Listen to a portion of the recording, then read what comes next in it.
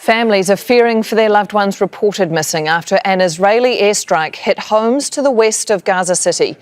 The strikes targeted residential apartments. These are the scenes a short while after that attack. Civil defence has been trying to rescue people from under the rubble. Israeli forces say the city is the last stronghold of Hamas in the Gaza Strip. People have been fleeing on foot to the south after the Israeli military warned it was their last chance to leave. But tens of thousands more have nowhere left to go. Nearly 400,000 people fled to the south in recent weeks, but the UN says more than 500,000 more were left behind. Palestinians say spaces to shelter in the south have run out. Well, Hani Mahmoud joins us live from Deir al-Balah in central Gaza now. And Hani, Israel is using its remote-controlled vehicles now to destroy refugee camps.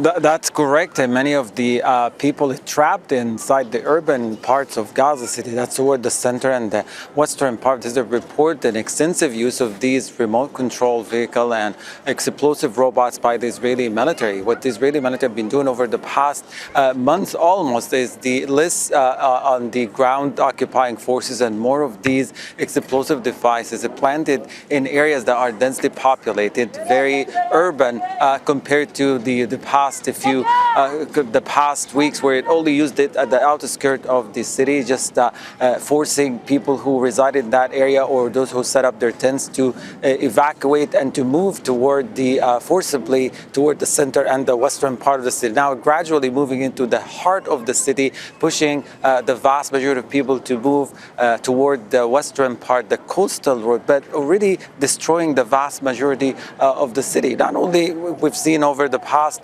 a couple weeks the destruction and demolition of residential towers, but now these explosive devices are destroying entire residential clusters, home clusters, public facilities, areas that at some point represented a refuge for many of the displaced families. When people are displaced here, they're very desperate. They look for any place where they can seek refuge and seek safety. That is eroding gradually now to the point that it doesn't exist anymore and eventually are forced on the coastal road that has been shut down by the Israeli military. It's only opened one way for people to move from Gaza to central and into the southern part of the strip. The journey is already dangerous, exhausting, and takes long hours from people. Many of the people who were at the site of these explosive devices are unfortunately buried and missing under a pile of rubble. And we're not talking about one building or two. Large number of these home clusters have been completely destroyed.